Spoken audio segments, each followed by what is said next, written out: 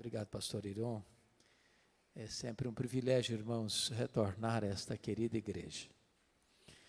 E hoje eu quero partilhar com vocês o texto que está na primeira carta de Paulo aos Tessalonicenses. Tessalonicenses, capítulo 4.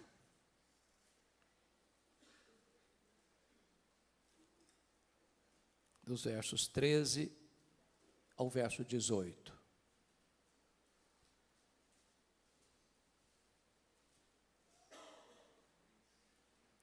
1 Tessalonicenses 4, 13 a 18, lido o texto, mantenha a sua Bíblia aberta comigo, por favor. Não queremos, porém, irmãos, que sejais ignorantes com respeito aos que dormem, para não vos entristecerdes como os demais que não têm esperança. Pois se cremos que Jesus morreu e ressuscitou, assim também Deus, mediante Jesus, trará em sua companhia os que dormem. Ora, ainda vos declaramos por palavra do Senhor isto: nós, os vivos, os que ficarmos até a vinda do Senhor, de modo algum precederemos os que dormem. Porquanto o Senhor mesmo, dada a sua palavra de ordem, ouvida a voz do arcanjo e ressoada a trombeta de Deus, descerá dos céus. E os mortos em Cristo ressuscitarão primeiro. Depois, nós, os vivos, os que ficarmos, seremos arrebatados juntamente com eles entre nuvens, para o encontro do Senhor nos ares, e assim estaremos para sempre com o Senhor. Consolai-vos, pois, uns aos outros com estas palavras. Amém. Bom, o apóstolo Paulo, na sua segunda viagem missionária, esteve nesta cidade chamada Tessalônica.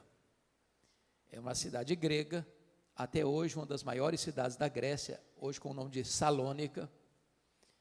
E Tessalônica era uma cidade importantíssima, porque ela era a capital de uma província, ela era a capital da província da Macedônia.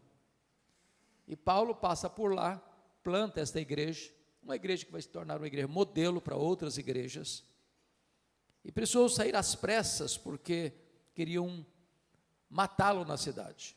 Então, dali ele vai para Bereia. E nesta carta, Paulo trata muito especificamente sobre as verdades que nós chamamos de escatológicas, as verdades das coisas do fim.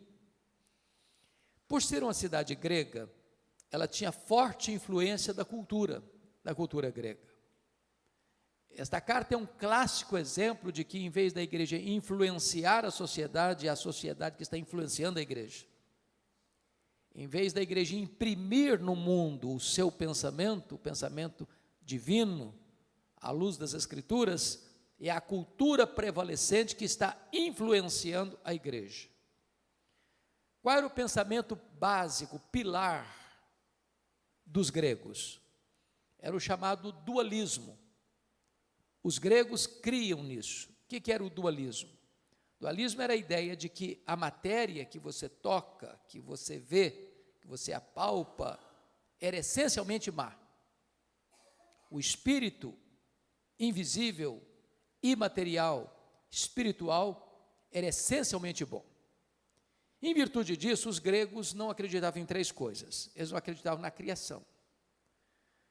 Para os gregos, a criação era uma emanação divina, não direta, porque se a matéria era má, um Deus sendo bom não pode criar algo mau.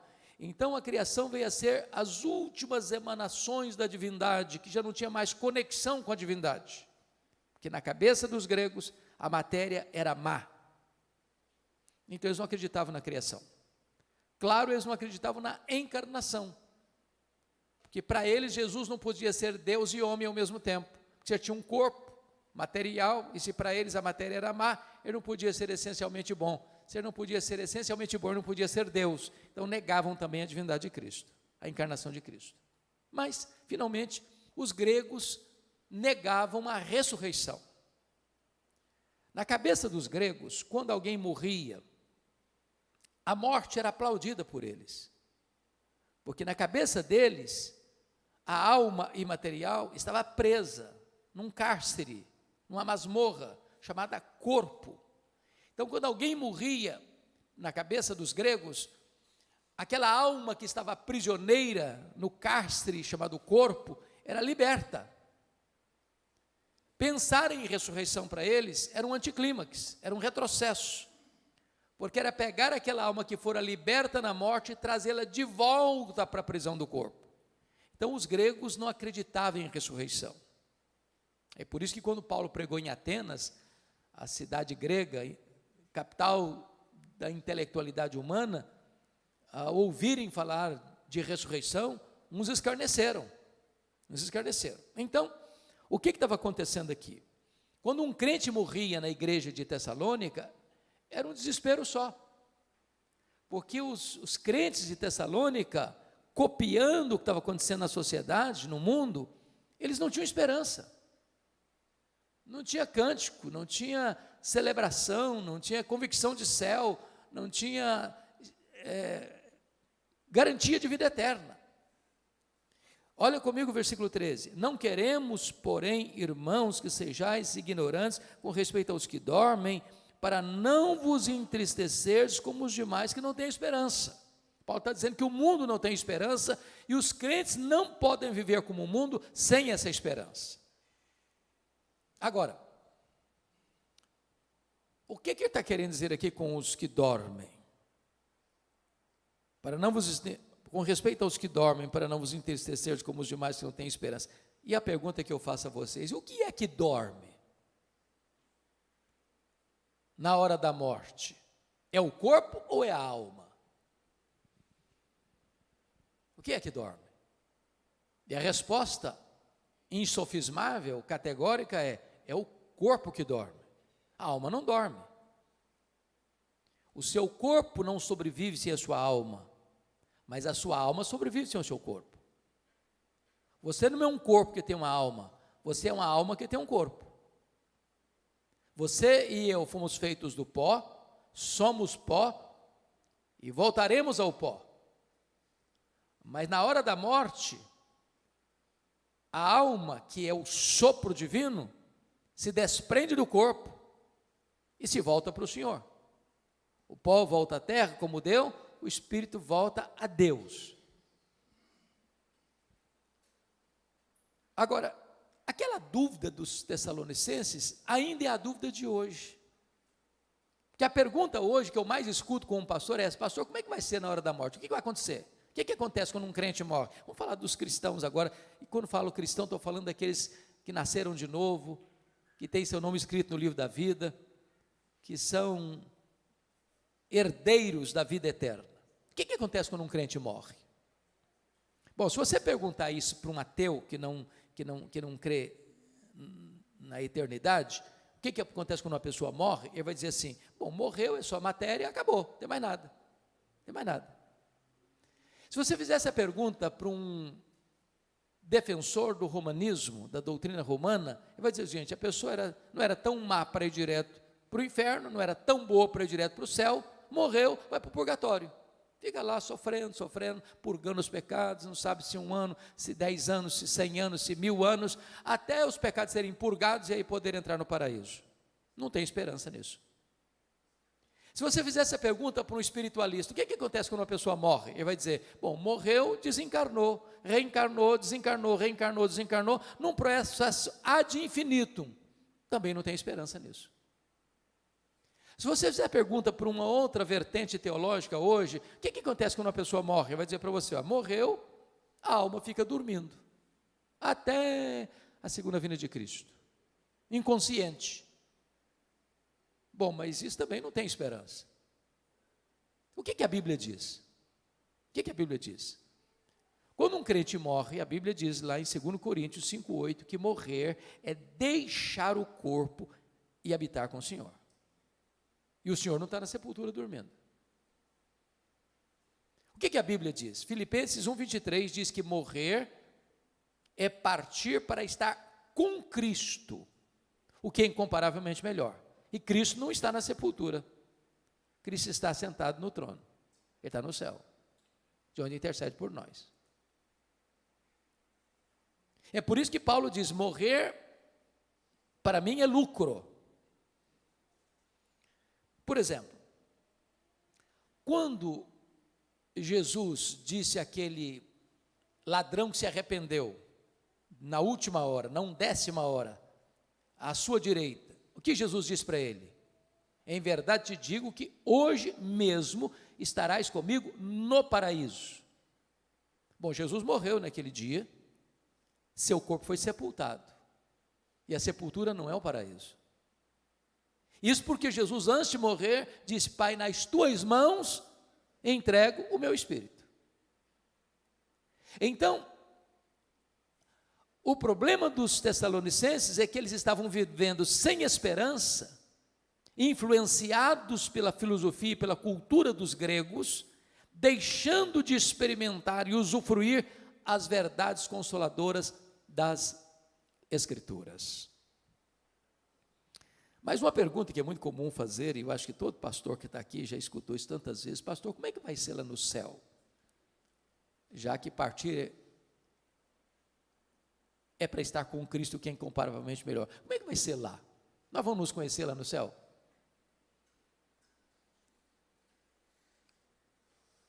E a resposta óbvia é: claro que nós vamos nos conhecer no céu. É claro. O céu não é retrocesso, o céu é glorificação. Então preste atenção nisso. Aqui você e eu não nos conhecemos direito. Se eu não sei quantos, quem aqui está casado há mais tempo. Vamos imaginar que tem aqui no auditório uma pessoa que tem 50 anos de casado. Se eu perguntar para essa mulher assim: você conhece o seu marido? Ela vai responder assim: estou começando a conhecer. Se eu perguntar para o marido: você conhece a sua mulher? Eu falei: rapaz, eu estou arranhando ainda a superfície para conhecer. Os gregos diziam assim: conhece-te a ti mesmo. Os gregos estavam errados. Nem você, nem eu nos conhecemos. Só Deus nos conhece. Eu não sei quanto a você, mas de vez em quando eu fico escandalizado comigo mesmo. Você não fica, não? Falei: meu Deus, não sou eu que estou pensando nisso, não é possível. Você e eu não nos conhecemos. Agora, lá no céu, sem as limitações que nós temos aqui, de tempo, de espaço, de conhecimento, nós vamos nos conhecer. Pense só comigo, imagine você conviver com alguém a eternidade inteira sem saber quem ela é. Faz sentido isso? Não faz o mínimo sentido. É óbvio que nós vamos nos conhecer. Agora, um detalhe. Lá no céu não vai ter as mesmas realidades que aqui. Por exemplo, Jesus disse que lá no céu nem se casa, nem se dá em casamento. Às vezes as pessoas nutrem um romantismo irreal nesse sentido. E eu já vi muito funeral, sobretudo de uma pessoa que já está casada há muitos anos, vai a esposa primeiro, vai o marido primeiro, e um fica lá curtindo, passando a mão assim, na mãozinha já gelada, assim, daqui a pouquinho eu estou indo também, dando a ideia de que vai continuar casado lá no céu. Não vai, não. Casamento é só para essa vida. Aproveita, porque depois não tem mais. Alguém diz: ufa, até que enfim também. Ah, que pena, podia prosseguir. Não vai prosseguir. Então, casamento é só para essa vida. É por isso que a Bíblia diz que tem um curso aí, que o curso é bom, mas o título não é bom. Casados para sempre. Não é verdade isso, não tem casados para sempre. O curso é bom, mas o título, penso eu, não foi feliz. Porque a Bíblia diz que casamento é até que a morte o separe. Então lá no céu não tem casamento. Segunda coisa, lá no céu nós não vamos ser famílias nucleares. Em outras palavras, lá no céu você não vai amar mais quem foi aqui, seu pai, sua mãe, seu marido, sua mulher, seus filhos, seus avós, do que você vai amar Abraão, Isaque e Jacó. Lá nós não vamos ser famílias, José, Pereira, Silva, Oliveira. Não, lá nós vamos ser uma única família, lavada no sangue do Cordeiro. Agora, Paulo não diz o seguinte: nós não estamos aqui especulando, não é uma questão de especulação. Olha comigo o versículo de número 15, quando ele diz: e sabeis também vós, não, desculpa, o vento bateu aqui, mudou minha página, 4:15. Ora, ainda vos declaramos por palavra do Senhor isto, não é especulação, não é uma teoria, não é uma opinião de um teólogo, é revelação de Deus. Isso é o que Deus revelou. Então, a grande pergunta aqui, meus amados, é: onde está a nossa garantia dessa esperança? Qual é a base da nossa esperança? E o apóstolo Paulo vai responder nesse texto, no verso 16, é a parousia. Ora ainda, versículo 16, porque o Senhor, porquanto o Senhor mesmo, dada a sua palavra de ordem, ouvida a voz do arcanjo e ressoada a trombeta de Deus, descerá dos céus. Então você e eu cremos que Jesus vai voltar. Esse é o pináculo da nossa fé, esse é a acrópole da nossa esperança, esse é o ponto culminante da nossa convicção, é a consumação da nossa salvação. Porque notem bem, nós já fomos salvos, nós estamos sendo salvos e nós seremos salvos. Com respeito à justificação, nós já fomos salvos. Com respeito à santificação, nós estamos sendo salvos. Mas com respeito à glorificação, nós seremos salvos. Essa é a nossa convicção. Jesus vai voltar. Ele vai voltar. E não tem corte humana, por mais egrégia que ela seja, que possa cancelar essa agenda. Essa agenda não está estabelecida na terra, nem pelos homens, ela está estabelecida no céu, pelo próprio Deus. Ele vai voltar. E a pergunta é: como ele vai voltar? Primeiro, ele vai voltar pessoalmente. Está lá em Atos 1, versículos 9 a 11, que quando ele está subindo entre nuvens, 2 anjos descem, e os discípulos perguntam, e eles perguntam para os discípulos, estão olhando: varões galileus, por que estáis olhando para as alturas? Esse mesmo Jesus que vi subir, do mesmo modo, descerá. Ele não vai enviar um embaixador, não será Gabriel, não será Miguel, não será um arcanjo, não será um querubim, ele mesmo voltará pessoalmente. Segundo, como ele voltará? Ele voltará visivelmente. Lá em Apocalipse 1:7 diz que todo olho o verá, até aqueles que o traspassaram. O que significa isso? Até aqueles que o traspassaram. Lá em João 5, 28 e 29 diz que todos os mortos, quando ele voltar, ouviram a sua voz e sairão dos túmulos, uns para a ressurreição da vida, outros para a ressurreição do juízo. Aqueles que cuspiram em Jesus, aqueles que esbordoaram a cabeça de Jesus, aqueles que crucificaram Jesus, aqueles que zombaram de Jesus, vão ter que ressuscitar quando ele voltar, e vão ter que ver Jesus na sua glória, na sua vinda. Vai ser o evento mais público da história, não importa o fuso horário. Agora é exatamente 10 horas e 6 minutos no Brasil, exatamente agora são 10 horas e 6 minutos da noite, lá no Japão. Não importa se de dia, se de noite ou se à tarde. E Jesus, quando disse isso, estava exatamente trabalhando a questão dos fusos horários, porque se Jesus volta de noite para nós, ele volta de dia lá para a Ásia, se ele volta de dia lá para a Ásia, ele volta de noite para o Brasil. Não importa onde a pessoa esteja, em que fuso ela esteja, todo olho o verá. Vai ser o evento mais público da história. Mas em terceiro lugar, como ele voltará? Ele voltará audivelmente, porque o versículo 16 nos informa que, ouvida a voz do arcanjo, ressoada a trombeta de Deus, ele descerá dos céus.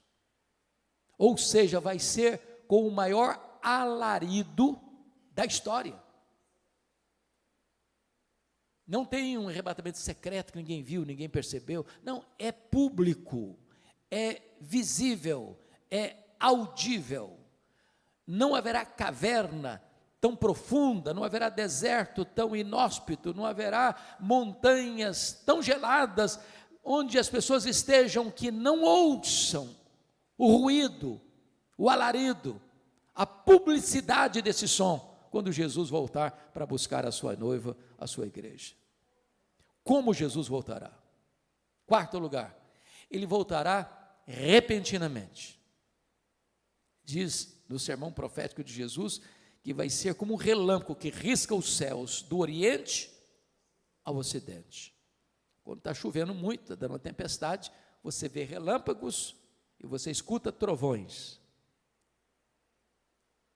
Qual que acontece primeiro?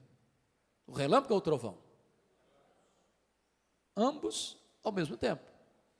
Você vê o relâmpago primeiro, porque a velocidade da luz é maior do que a velocidade do som. Então, um relâmpago ele risca os céus num átimo de tempo. Vai ser com essa rapidez. Paulo, em 1 Coríntios 15, vai comparar como um abrir e fechar de olhos. Quantas vezes você abre e fecha os olhos por dia? Você não sabe. É automático. Aliás, Paulo vai usar uma palavra lá em 1 Coríntios 15, num momento, e a palavra momento no grego é a palavra átomos, de onde vem a palavra portuguesa átomo. Vai ser com esta rapidez, o faiscar de uma estrela, o dardejar da cauda de um peixe, ou o abrir e fechar de olhos, que Jesus voltará. Sabe o que significa isso? Não dá para se preparar de última hora. Não dá para encher a botija de azeite na última hora. Ou você está preparado agora, ou você será pego de surpresa. Quinto lugar, como Jesus voltará? Ele voltará não só repentinamente, mas ele voltará também inesperadamente. Vai ser como um ladrão. O ladrão não manda um WhatsApp para você dizer, olha, tal dia, prepara um cafezinho, faça um pãozinho de queijo, que eu estou chegando na sua casa. Ele chega de que maneira? De que maneira? Inesperadamente. Você não está aguardando, você não está esperando, e ele chega. Sabe o que significa isso? A volta do Senhor Jesus não será um dia óbvio. Todos aqueles, irmãos, que marcaram a segunda vinda de Cristo, desculpem da expressão bem brasileira, quebraram a cara. Se frustraram. Porque a agenda não está na terra. É da economia, da soberania do Deus Pai. Então preste bem atenção nisso. O que a Bíblia diz que se o chefe de família soubesse que horas que o ladrão chegaria, ele se prepararia e não permitiria que ele entrasse. Vai ser assim. Vai ser um dia comum. O dia que você levanta, vai trabalhar, se levanta, vai levar filho na escola, se levanta, vai fazer uma viagem, se levanta e vai ficar em casa mesmo. Não vai ser um dia óbvio, vai ser agora, está tudo indicando que vai ser hoje. Não vai ser assim. Penúltimo lugar, como Jesus voltará? 1 Tessalonicenses 5 diz que vai ser inescapável, uma volta inescapável. Vai ser como uma mulher grávida que está para dar à luz. Quando uma mulher está grávida, ela vai dar à luz. Não dá para dizer, está cancelada a gravidez. Pronto, agora não vai mais nascer nada. Não, vai nascer. É inescapável. Em outras palavras, não tem nenhuma autoridade na terra, por mais poderosa que ela seja, pode dizer, Jesus não voltará. Não, é inescapável, ele voltará sim. E ele voltará como o Rei dos Reis, como o Senhor dos Senhores, como o Juiz de vivos e de mortos. Ele voltará para estar assentado no trono e julgar as nações. Finalmente, como ele voltará? Ele voltará vitoriosamente. Ele voltará para matar o anticristo com o sopro da sua boca. Ele voltará para lançar no lago do fogo o anticristo e o falso profeta. Ele voltará para jogar o diabo no lago do fogo, para ser atormentado para toda a eternidade. Ele voltará para lançar no lago do fogo o inferno e a morte. Ele voltará para lançar no lago do fogo todos aqueles cujos nomes não foram encontrados no livro da vida. Ele voltará para colocar todos os inimigos debaixo dos seus pés. Ele voltará para reinar com a sua igreja para sempre e sempre e sempre. É uma vinda vitoriosa. Isso é um pilar da nossa esperança. Jesus voltará. E é curioso que Paulo diz assim, preste bem atenção nisso. Versículo 15. Ora, ainda vos declaramos por palavra do Senhor isso, nós os vivos, os que ficarmos, até a vinda do Senhor. Paulo era o maior teólogo, e é ainda considerado o maior teólogo da história do cristianismo. Mas ele esperava a segunda vinda de Cristo para os seus dias. Há muitas pessoas que hoje, do alto da sua sapiência teológica, dizem, não, esquece, vai demorar mais de 500 anos ainda, vai demorar mais de 1000 anos ainda. Nenhum de nós tem essa autoridade para dizer isso. Aliás, nós deveríamos estar na ponta dos pés, na linguagem de Pedro, na segunda carta, capítulo 3, aguardando e apressando o dia da vinda do Senhor, e dizendo, Maranata, ora vem, Senhor Jesus. Mas se nós temos a revelação como primeiro pilar da nossa esperança, se nós temos a parousia, a segunda vinda como segundo pilar da nossa esperança, em terceiro lugar, nós temos a ressurreição como terceiro pilar da nossa esperança. Compare aí o versículo 16 na parte B, onde ele diz, e ressoada a trombeta de Deus, descerá dos céus, e os mortos em Cristo ressuscitarão primeiro. A grande pergunta é, primeiro em relação a quem? Porque é uma vertente teológica que diz que ressuscitarão primeiro em relação aos outros mortos não crentes, mas não é isso que Paulo está tratando, não é disso que ele está falando. Ressuscitarão primeiro em relação aos que estiverem vivos, porque segue o texto, depois nós os vivos, os que ficarmos. Então preste bem atenção aqui numa coisa importante. Quando um crente morre, estou falando crente salvo, não é crente nominal, não deveria existir desespero, porque quando um crente morre, ele já começa imediatamente, está lá em Hebreus 12, que o espírito é aperfeiçoado para entrar na glória. Já imediatamente ele começa a desfrutar do céu, conscientemente, não fica dormindo, não fica num limbo, já começa a reinar com Cristo, conforme Apocalipse 20.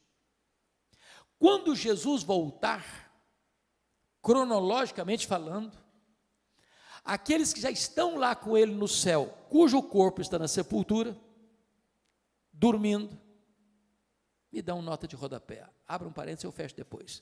Por que usa a metáfora dormindo, ou dormir no Senhor? Por que essa metáfora? Porque esse eufemismo é uma figura de linguagem para amenizar uma coisa. Em vez de você dizer assim, o cara morreu, aí você diz, ele dormiu no Senhor. Por duas razões. Porque quem dorme está fazendo o quê? Está descansando. Você dorme porque você precisa descansar.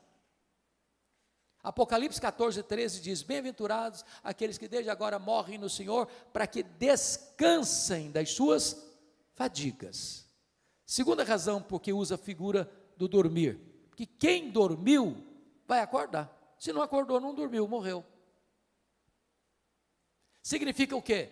Que a morte, ela tem prazo de validade. Vai chegar um momento que a morte vai ser interrompida pela ressurreição. Os mortos vão ouvir a voz de Jesus e vão sair dos túmulos, uns para a ressurreição da vida, outros para a ressurreição do juízo, dando claramente a entender que não vai ter duas ressurreições, uma de crente e outra de descrente, vai ser uma única ressurreição, de crentes e descrentes, ao mesmo tempo. Quando Jesus voltar. Bom, voltando então à ressurreição dos mortos. Ele está falando de ressurreição dos mortos, primeiro em relação aos que estiverem vivos, porque aqueles que virão com Jesus, que estão lá desde Abel, voltarão com Jesus, aquela alma que já está glorificada, que já está reinando com Cristo, e agora este corpo que acabou de ressuscitar, com características específicas, corpo imortal, incorruptível, poderoso, glorioso, espiritual, celestial, semelhante ao corpo da glória do Senhor Jesus. Aquela alma agora então entra dentro desse corpo que está glorificado. Agora sim a glorificação está plena, completa, e então estaremos para sempre com o Senhor. Os que estiverem vivos não podem subir do jeito que nós temos, um corpo mortal, e corruptível. Então, 1 Coríntios 15 diz que seremos transformados e arrebatados com um corpo de glória, para estarmos para sempre com o Senhor. Mas a questão é, como é que vai ser o corpo da ressurreição? Paulo não trata aqui, mas Paulo trata desse assunto lá em 1 Coríntios capítulo 15. Eu queria que você fosse rapidinho comigo para lá. 1 Coríntios 15. Por favor, olha aí. Aliás, essa é a pergunta que eu mais escuto com um pastor. Como é que vai ser o nosso corpo? Como é que vai ser o nosso corpo? Etc e tal. Aqui Paulo responde isso de forma muito clara. 1 Coríntios 15, a partir do verso 35. Mas alguém dirá, como ressuscitam os mortos? Em que corpo vem? Paulo responde, ironizando com eles, insensatos, ou insensato. Você está fazendo uma pergunta muito óbvia. E aí ele vai usar 3 figuras para mostrar para nós como será o nosso corpo. A primeira figura, estou no versículo 36, é a figura da semente. A segunda figura está no verso 39, é a figura da carne. A terceira figura está no verso 40, a figura dos corpos celestiais. Então vamos dar uma olhadinha nisso? O que Paulo está dizendo no versículo 36 é o seguinte, que quando um crente morre, o corpo dele é uma semente. Quando você semeia na terra uma semente de milho, de feijão, de soja, o que vai brotar dali tem a mesma natureza, mas não é a mesma coisa.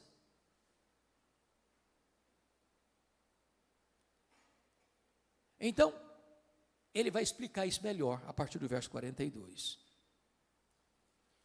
Ele diz assim: semeia-se corpo na corrupção, ressuscita-se na incorrupção. O que é isso? Esse corpo seu e meu aqui, ele nasce, cresce, envelhece e morre. Às vezes a pessoa morre no processo, né? Morre na infância, morre na juventude, morre na fase adulta. Mas ele tem um prazo de validade. Esse corpo nosso aqui fica velho, cansado, senil, caquético e morre. Esse corpo aqui tem fraquezas que vão se avolumando. Por exemplo, nós temos fraquezas físicas, querendo ou não, o tempo vai esculpindo em nosso rosto algumas rugas indisfarçáveis. Falando baixinho, as mulheres são mais espertas do que os homens. Elas driblam isso um pouco melhor com um bom cosmético. Às vezes se acorda de manhã, é um caos.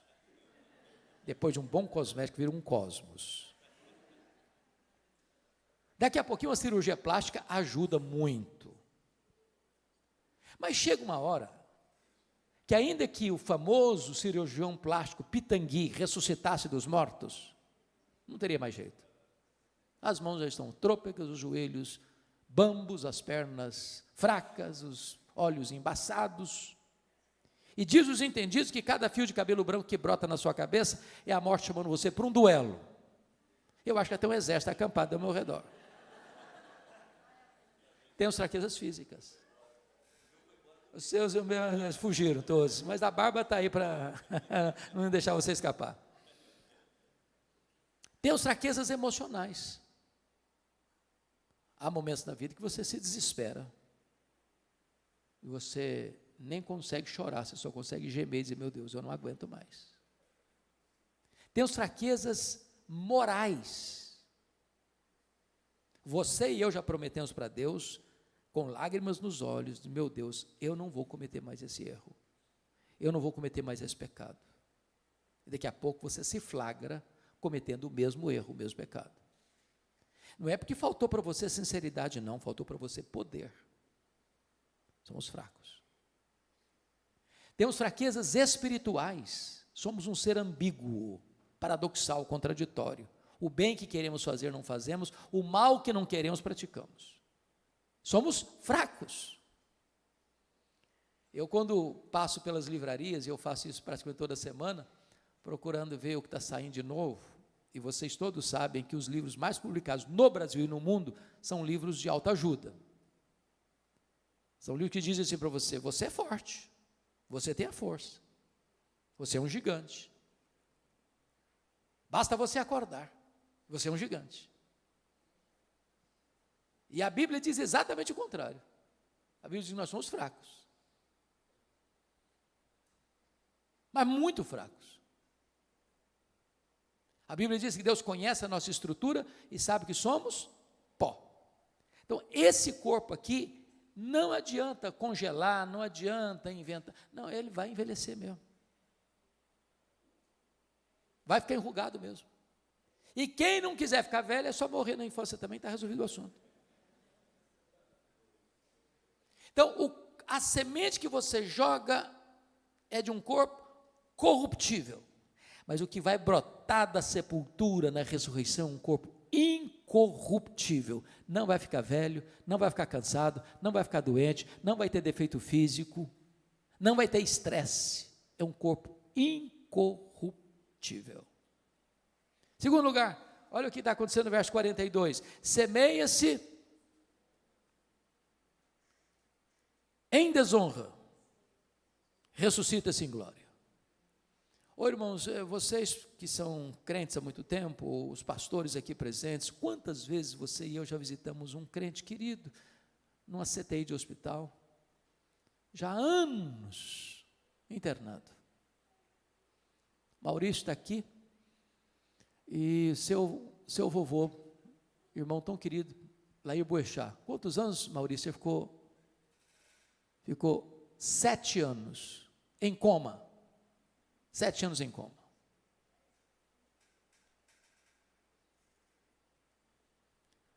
Muitas vezes eu já visitei ovelhas e irmãos fora do círculo da igreja local, que o corpo já estava caquético, encolhido, pele e osso, desonrado pela dor, desonrado pela doença, desonrado pelos remédios tão pesados. Quando você joga aquele corpo na sepultura, ele está desonrado pela fraqueza, pela doença. Mas o que vai brotar daí é um corpo glorioso, glorioso. E Daniel, capítulo 12, diz que vai brilhar como sol no seu fulgor. Louvado seja o Senhor. Então fique tranquilo, você vai ter um corpo perfeito.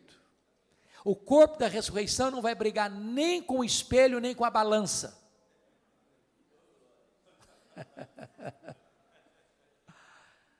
Terceiro, olha o versículo 43. Semeia-se em fraqueza, ressuscita-se em poder. Eu acho incrível, irmãos, o ciclo da vida. Nasce um bebê, pensando lá na roça. Eu fui criado na roça, então alguns aqui também, possivelmente, de igual modo. Nasce um bezerro lá no pasto, ele nasce meio tronchozinho. Daqui a pouquinho, o bichinho já está de pé, daqui a pouquinho já está mamando, daqui a pouquinho já está correndo.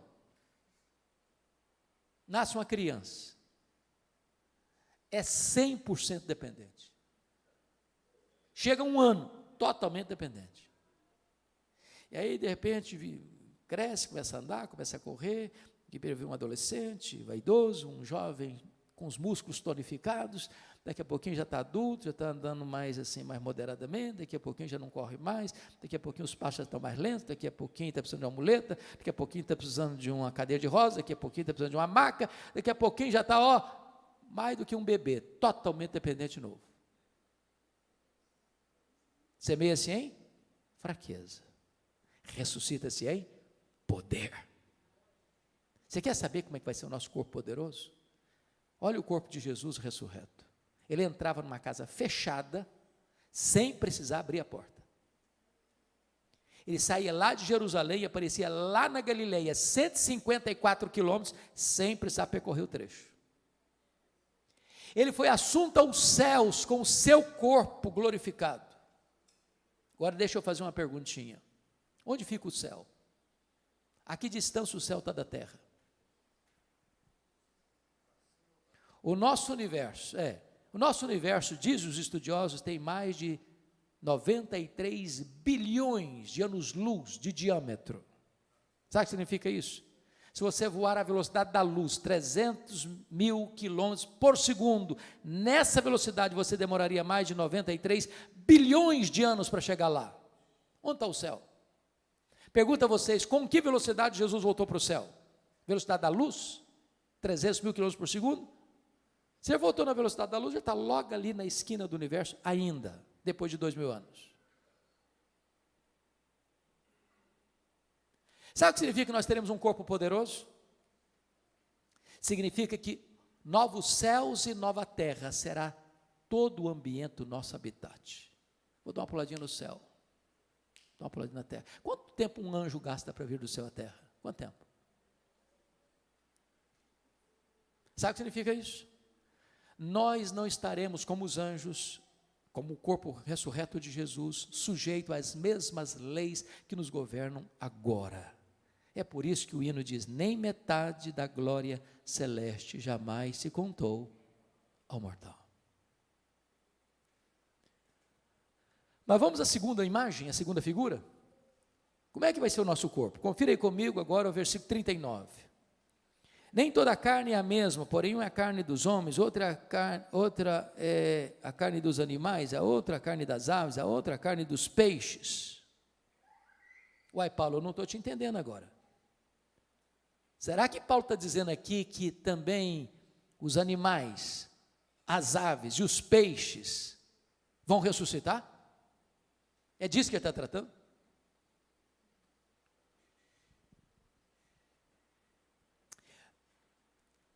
Convenhamos aqui, nós estamos vivendo uma época fascinante e ao mesmo tempo, para mim, complicada. A fase dos pets. Eu não tenho nenhum problema com quem tem pet, eu amo animais. Quem tem, diz Provérbios, tem que cuidar bem. Mas eu acho que a nossa geração está confundindo um pouquinho, está passando um pouquinho dos limites. Você acredita que tem gente que dorme com um cachorrinho na cama, debaixo do mesmo cobertor, abraçadinho?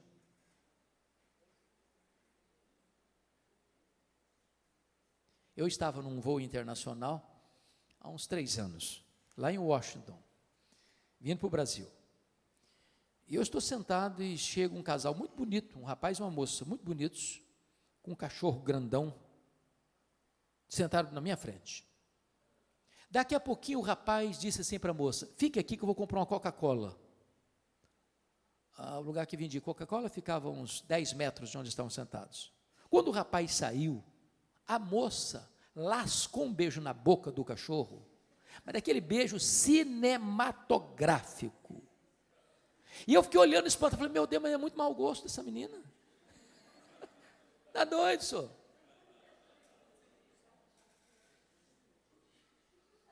Há poucos dias uma irmã me liga, uma irmã da igreja. Falou, pastor, eu estou ligando para o senhor porque eu queria saber se a minha cachorrinha vai para o céu. E eu fiquei meio zonzo com a pergunta, pensando em elaborar uma resposta. Antes de eu dar a resposta, ela disse assim, porque se a minha cachorrinha não for, eu também não quero ir. Falei, é o problema da senhora, eu não vou entrar em briga de família não, o que é isso? Eu tenho um colega, pastor presbiteriano, calvinista, reformado, que foi fazer um casamento de uma ovelha dele, e ele não está sabendo de nada, o coitado, pego de surpresa. Na hora das alianças, sabe quem levou a aliança ao altar? A cachorrinha da família. Mas está demais, está não? Ô gente, eu sinto muito, mas informar isso. Deus criou 3 tipos de seres: os anjos, os homens e os animais. Voláteis, terrestres e aquáticos. Os anjos são espírito e não têm corpo. Eles não morrem.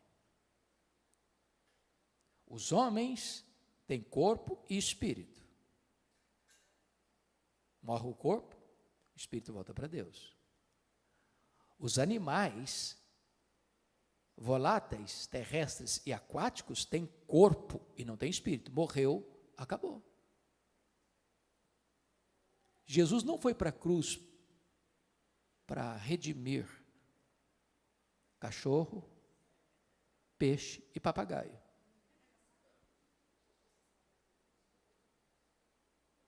Está claro isso? Então, deixa eu ilustrar, para entender bem o que Paulo está dizendo. Um é a carne dos homens, outra é a carne dos animais, outra é a carne das aves, outra é a carne dos peixes. O que ele está querendo dizer? Então, eu vou ilustrar para você entender o que Paulo está querendo dizer. Imagine você que numa família que vai se perpetuar, essa família tem um cachorrinho de estimação, essa família tem um papagaio de estimação, e esta família tem um peixe lá no aquário de estimação, certo? Agora imagine você que morre o cachorrinho da família. Aí a família vai lá no quintal, abre uma cova profunda e sepulta o cachorrinho. 100 anos depois, morre o papagaio. A família vai lá na mesma cova, abre a cova, o que tem lá dentro? Pode quê? Pode cachorro. Sepulta o papagaio na mesma cova. 100 anos depois, morre o peixe. Ela vai lá na mesma cova, abre lá, o que tem lá dentro? Pode cachorro e pode papagaio, pode ave. Aí sepulta o peixinho lá dentro. 100 anos depois, morre alguém da família. Vai lá e abre a cova, o que tem lá dentro? Pode cachorro, pode papagaio, pode peixe. Aí sepulta a pessoa lá dentro da mesma cova. 100 anos depois, morre outra pessoa da família, vai lá e abre a cova. O que tem lá dentro? Pode cachorro, pode papagaio, pode peixe, pode gente, pode homem.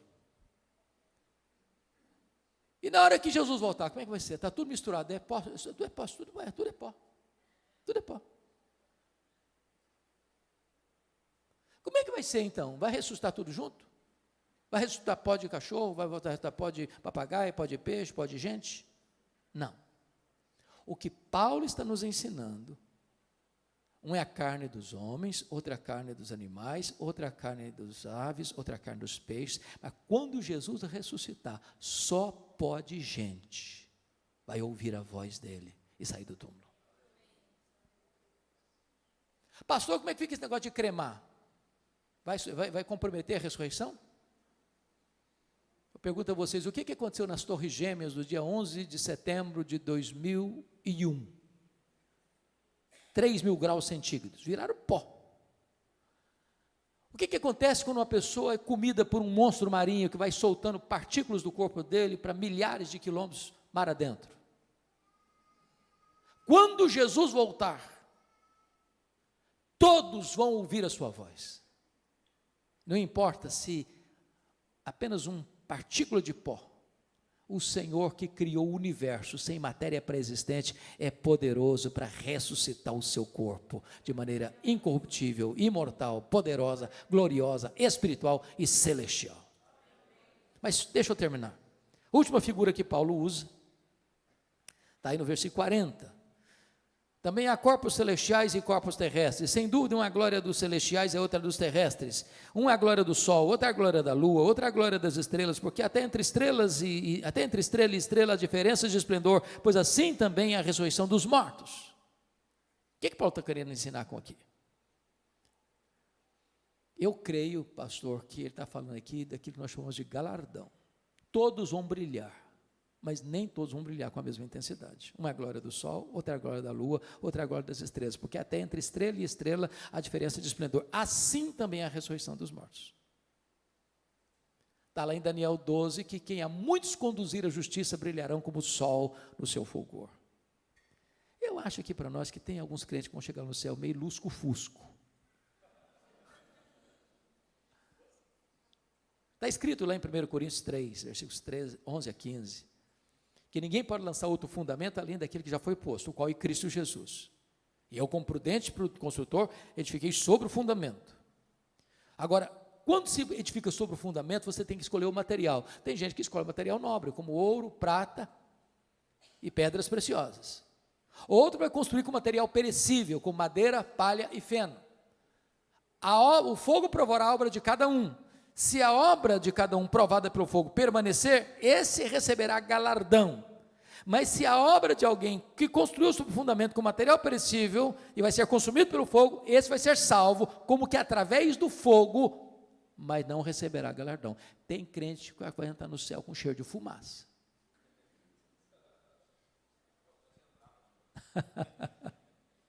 Com cheiro de fumaça. Preste atenção nisso. A salvação é de graça, mas o galardão é recebido pelas obras. Você não foi salvo para cruzar os braços e aguardar Jesus voltar. Você foi salvo para servir, para ser um canal de bênção, para ser um embaixador das boas novas, para ser um ministro da reconciliação, para levar a esperança da salvação para outras pessoas. Voltando para Tessalonicenses para encerrar, eu só queria chamar a sua atenção, que depois então da ressurreição, está escrito, eu fecho aqui agora, o que vai acontecer? E depois nós os vivos, os que ficarmos, seremos arrebatados juntamente com eles entre nuvens para o encontro do Senhor nos ares, e assim estaremos para sempre com o Senhor. Então, revelação, parousia, ressurreição, reunião, e ele termina dizendo, consolai-vos, pois, uns aos outros, com essas palavras. Ele começa com uma igreja triste, sem esperança, por não conhecer a verdade, e ele termina com consolo, dizendo, agora vocês que foram instruídos na verdade, sejam agentes de consolo para as outras pessoas. Meus irmãos, consolo não é uma coisa que vem de dentro, não é autoajuda. Consolo é aquilo que emana de cima, que emana das Escrituras, que procede da verdade de Deus. Se nós cremos nisso, então não temos motivo para ficar desesperados. Nós temos motivo para sermos consolados e nos tornarmos em consoladores para outras pessoas. Que Deus nos abençoe. Amém.